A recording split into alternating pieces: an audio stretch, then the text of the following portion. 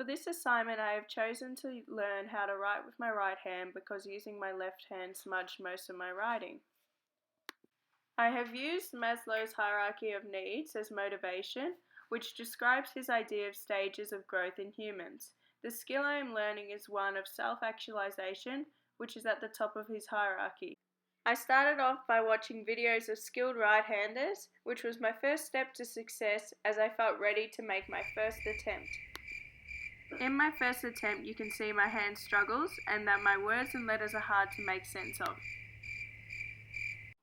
To better my skills, I went online to research how to write right-handed if you are left-handed.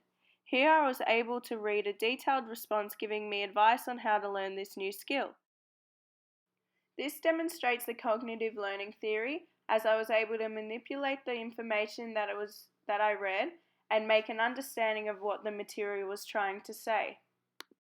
This is known as the acquisition of new information, which I was then able to take this information on board during my next attempt of writing right-handed. In this attempt, I've definitely improved in the skill I am learning because of the cognitive theory I've used. My handwriting is legible now, and I am able to write neater in a quicker manner. As the next step of learning this new skill, I decided to draw on a professional at writing right-handed, my sister.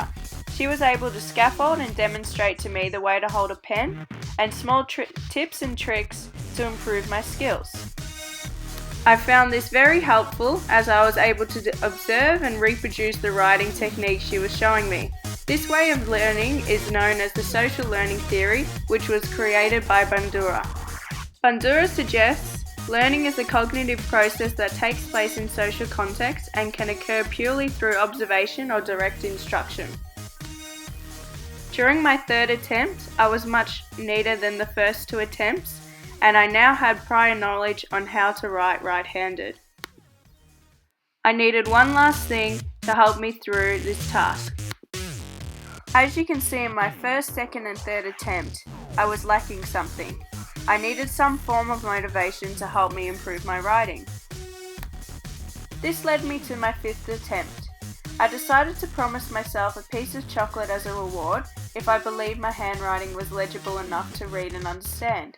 If my work was not up to standard, I was not allowed to eat the piece of chocolate, but instead forced to eat a carrot. This is known as the behaviorism learning theory, and this theory is strongly based on positive and negative reinforcement.